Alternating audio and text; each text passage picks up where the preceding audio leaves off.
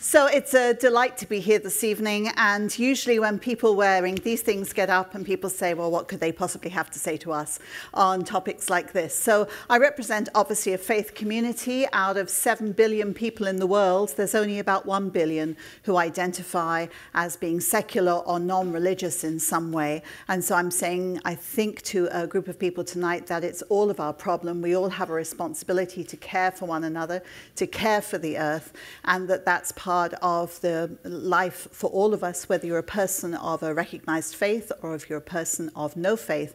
We still have a responsibility to care for one another and to care for the earth. And so when it comes to hearing the cry of the earth, I think the first thing for all of us is to really believe that the earth is crying, and that when the earth cries, people cry. We know that in 2016, the temperature of the planet rose to an all-time high of 1.1 degrees Celsius above pre-industrial time. We know that sea levels came up even more. We know that the carbon emissions came up to 400 per million. And we know that that's making a massive difference. And so it was kind of like, well, do we give a crap about other people, or is it just about us? Well, I'm going to encourage you to really care. Okay? And the reason I care is because I've come to meet more and more people around the world who are living with the reality in a way that we will face ourselves. It's just, we're not there yet, but it's coming, make no mistake about it, right? And so when the stats come out for 2017, I don't imagine they're going to be any better than the stats for 2016, quite frankly. So I'm going to start by encouraging you, if you don't know them, to go and take a look at the United Nations Sustainable Development Goals and to see how many of them point to climate change as something that we need to be paying really close attention to if we want to see these goals accomplished in our lifetime.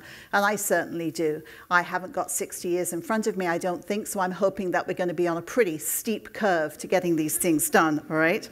And so I think that, so in doing these actions that we've been called to do in the city of Edmonton and put in front of us, I don't know how many of you looked at the 30 actions and tried to see how many things you're already doing.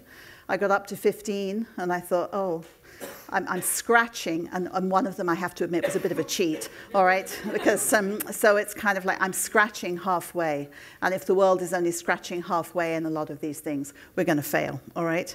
And so I meet people like Archbishop Winston from Malaysia, who says, you know what, some people see information on climate change on the news, and it's entertaining, and we see it on television, and it's interesting reading, and treat it as something to occupy time, but where I live, it's urgent. And he talked about where he lives, the rising sea levels that have come up to many of the islands that he looks after, and they have salinated the soil to such an extent they can no longer grow food there. So food security has changed.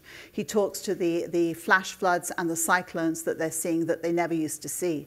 But when I have to look him in the face and he says, so what are you guys doing about it? I'm always thrown back on that. What are we doing about it? How are we acting on it? And he said, you know what, the point I want to make to you, Jane, is that we in the Pacific, we're the first ones to go. We'll be the first ones to go. But the others who think they'll be okay, they're just fooling themselves. They will not be okay. And because we love you, we're saying, would you pay attention, please? Closer to home, we look at the catastrophic flooding that took place in Churchill that washed out the rail line. And so people weren't able to get food into their community for a long, long time because once the ice roads have gone, the railway line is the only way to get food into that community. So food security for us is being drastically affected.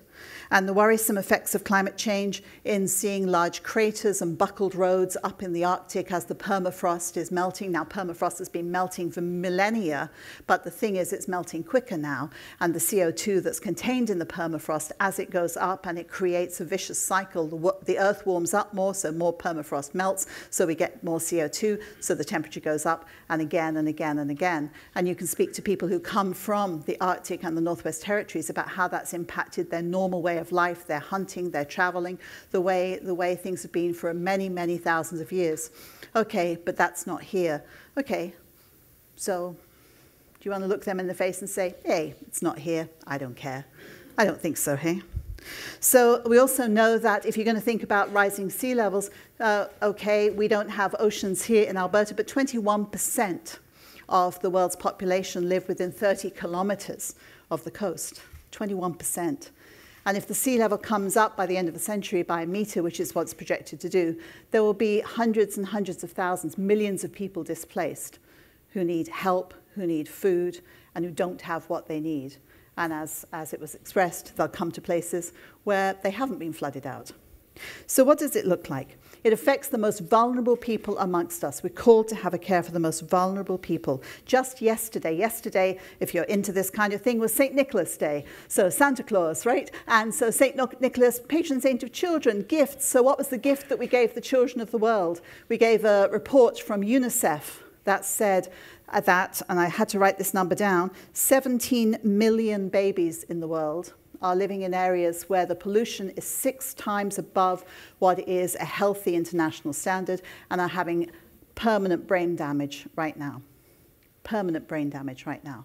So the most vulnerable among us, whether you want to think in terms of poverty, whether you want to think in terms of young children, they are really in trouble. It's an issue right here at home. In EndPoverty Edmonton, we looked at various things that are game changers on changing how poverty exists, and we found that many of the things around racism and affordable housing and affordable income have knock-on effects into climate change and how we're coping with climate change here. So one of the things, if you want to love your neighbors, love them with your electricity bills. Love them with the changes that you make in your life and live your life differently so that your neighbor can have enough and make a change while we still can. Don't get into the thing of asking other people to do what we're not prepared to do ourselves. So these are some ideas from South Africa where they have these mason jar lights that have solar panels in the top, and you tighten it up at night time and you have light for your kids to do their homework. And we were saying these are great ideas. The rocket stove that uses just that much food to cook a meal, and blankets made out of recycled plastic bottles, and stations like this where kids collect recyclable goods and give them in for tickets that get them to be able to have food or water or things like that. And there were all these wonderful things, and people were saying, well, okay, well, this is what we're doing. What are you doing? What are you doing? And we all need to be able to say what it is we're doing. Margaret Mead said, never doubt, a small group of thoughtful, committed citizens can change the world. It's the only thing that ever has. So tomorrow morning, look in the mirror and know that that's you, and ask yourself what you're prepared to do. Will you stop drinking bottled water? In the United States, I know, we all hid ours when we were given them. It's like, oh, no, not bottled water. It was very dangerous. It was a dangerous moment, right? We were told that the average American drinks 167 bottles, disposable bottles of water a year, but only recycles 38 of them. Wow. Don't know the numbers for Canada. Don't expect they're much different. All right, would you do that? Would you stop that? Would you make a difference? And if it's like, I don't like the taste, give your head a shake and tell yourself how privileged you are. All right? Okay. Thanks very much.